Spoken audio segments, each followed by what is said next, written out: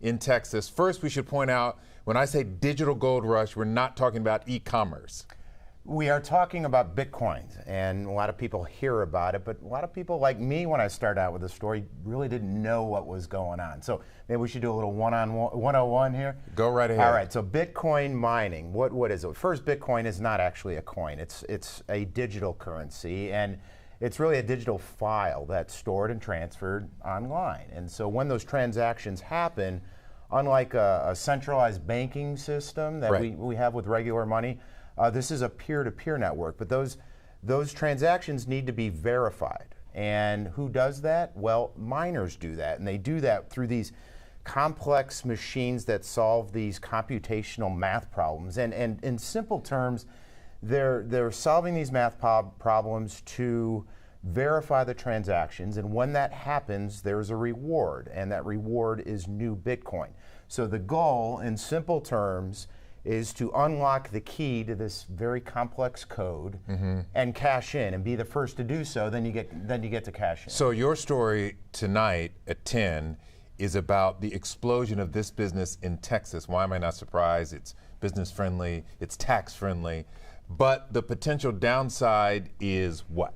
Well, these are energy hogs, these Bitcoin mining facilities. We saw some video just a second ago. We went up to Milam County in a town called Rockdale. This is about 2 hours south of Dallas, about an hour northeast of Austin. And picture, Len, football field-sized warehouses, one after another. At this one facility in Rockdale, there was 3 of them, and they're building 4 more. And as you can see here, there are floor-to-ceiling racks of these high-powered computers, and they're running 24/7. They're non-stop. And so they're guzzling huge amounts of energy. This place up in Rockdale actually sits, Len, next to an old aluminum smelting plant. Wow. Which obviously guzzled a lot of energy for heavy industry. That was closed down, so this outfit moved in because the infrastructure for the power was there. Give you some perspective. This facility, when it's all expanded out by the end of next year, will use 700 megawatts of power. Just across the road from this facility, there's another one that's going to guzzle 700 megawatts of power. So you have these 2 facilities in this tiny town of Rockdale that at capacity will be using 1.4 gigawatts. What is 1.4 gigawatts? Yeah. What are we talking about? We're talking 280,000 homes. That's a city.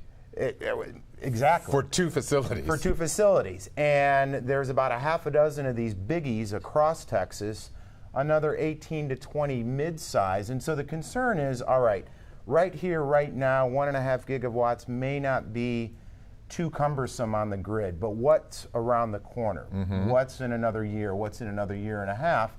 Obviously, we're all familiar with the February storm. We have a certain degree of PTSD, if you will, with so many people cold and dark and losing power from that. And so now a lot of eyes are on these heavy industrial loads. That are sucking up a lot of energy. Sucking up a lot of energy. And it's not just the wintertime, I should point out. You know, absolutely. We run into load problems in the summer because it gets so hot. And the electricity is, you know, there's so much usage going on. So, but actually in your story, you say that at least the one company you talk to, they're not as worried because there's, I don't want to give too much away, but they have a solution to this. And I was shocked to hear this, that there's some trading going on. Right. So wouldn't you want to be in a business where if you're up and running, you're making money, and if you shut down, you're making money You're making money. Sounds like a heads I win, tails you lose sort of deal, right? Or a win-win. So we talked to ERCOT, and everybody's familiar with ERCOT, right? The Electric Reliability Council of Texas. They're the grid manager, the grid operator for most of Texas. So we asked them, hey, are you worried about these large loads guzzling, available power? And they said, you're right. We're monitoring crypto mining development. We're taking a close look at it and the potential impacts on the grid. But to your point, Len, the company that we visited in Rockdale, they said, hey, when the grid is stressed, and there's times of high demand, that could be in a February freeze, or it could be in the heat of August. We're going to actually power down, and we're going to shut it off. So there you go. That's part of their business model because we're good corporate citizens, they say. But the flip side of that is, well, part of the business model is they get paid to shut down. And so aren't they, because they shut down, they don't use electricity that they've already purchased, so they sell it back? correct. So they buy big blocks of power over a long-term contract, say a couple years.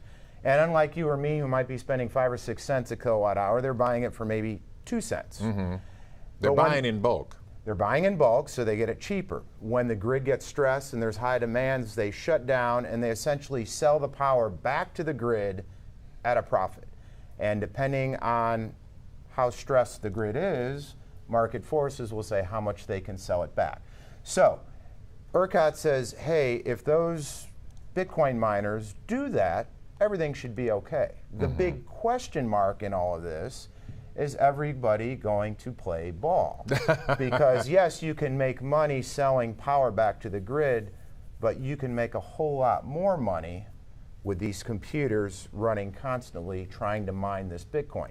Bitcoin's price today, I just checked, was about $63,000 per Bitcoin. Wow. The facility we're at can mine about 400 Bitcoin a month. Okay. So do some quick math. If you can make $1 million a month or get maybe 12 to 15 Bitcoin a day, Right. that's going to make you more profitable than shutting down and selling back to the power. And again, that's the concern with how this is all going to affect the grid. So, you know, ERCOT became a villain last February because of what happened. Is ERCOT involved in managing when these companies come in? Do they have these discussions and say, hey, you've got to be careful here? It's at its infancy stages, and that's why there's a lot of eyes looking, should there be more regulation? Should we be hands-off as Texas historically has been? I was going to say, Texas likes to be hands-off. Right, we're regulatory averse, if you will, but the fact of the matter is you only have so much power to go around. You have a pie of power, and if a large chunk of it gets taken away by a large industrial customer, whatever that may be, whether it's a big factory making widgets or a factory mining bitcoins of computers mining Bitcoin, you know, there's only so much give that the grid I guess the question would be, they're making money, they're doing well, but they're using too much power. How do we know they'll agree to then shut down? Well, and that's the question. That is the $64,000 question, quite literally, because that's what Bitcoin was today.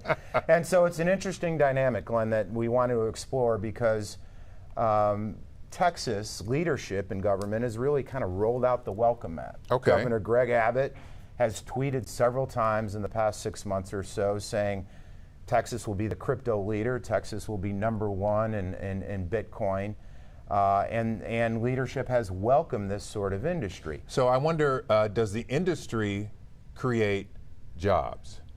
Some. So the facility we visited up again in Rockdale, northeast of Austin, has about 150 to 200 employees.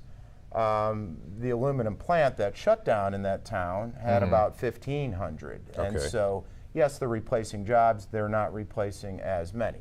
But it all comes back to Texas and the appeal. We have a business-friendly environment, and we have lots of cheap electricity. And there's a third factor that we don't get into tonight, but we do get into online, and we should mention this. China was the world's leader in Bitcoin mining. Just a few months ago, the Chinese government essentially shut down mining there because China doesn't really care for decentralized commerce. Right. China likes to have control on everything.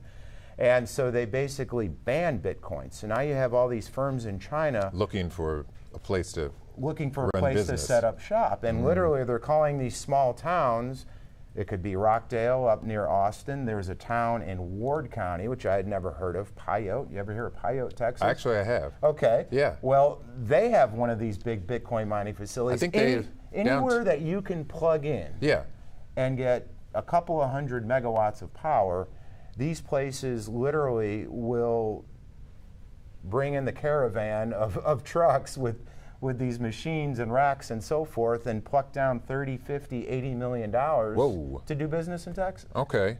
I was looking at some of the comments. Yeah. I won't quote directly, but based on what I'm seeing, there seems to be, how do I say this, concern that this will be a runaway train and the policymakers won't do anything about it. And certain communities will end up taking the hit? Remains to be seen.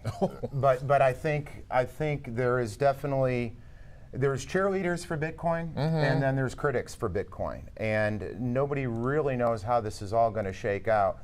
What we wanted to focus on, particularly because again, we all have a February freeze is still top of mind, even though it was only 8 or 9 months ago. It's still on the top of mind of so many Texans who were without power for those several days back in February. And we've seen a couple of times since then when ERCOT has asked people to conserve energy. Yes. And so, our grid arguably is a little bit unstable, a little bit fragile. And we don't have a backup. And we don't necessarily, and we're not connected to other grids. We're an electricity island of sorts. So you add up all those factors and you say, hey, if more and more of these places without a check are going to set up shop here, what are the ramifications going to be? Somebody asked, probably half jokingly, can I lease some land to them? Talking about the cyber bit mining folks. So we talked to the mayor of Rockdale. Keep in mind, he's a good old boy. His name's John King. He's a great guy. He's getting calls from companies halfway around the earth saying, hey, can we plug in and get 150, 200 megawatts of power? We got $50 million to spend. He goes, I've been mayor for 8 years. I have never in my entire 8 years had a company say, can we bring $50 million of development to your small town? Well, it's certainly and now enticing. he's getting 2 or 3 calls a week. Oh my. Yeah. So wow. that's how appealing it is. If you have the power, the old joke, if you build it, they will come. Well, if you have the power, they're going to come. Right. Yeah. Wow. And we have cheap power. Absolutely. All right. So it remains to be seen how this plays out. Get a full picture of the story. Jeremy always does a great job of kind of laying out. This is a complicated issue, but you lay it out very simply so you come to an understanding. That's coming up tonight on KHOU 11 News at 10. Also, Jeremy will answer any of your questions that you may have.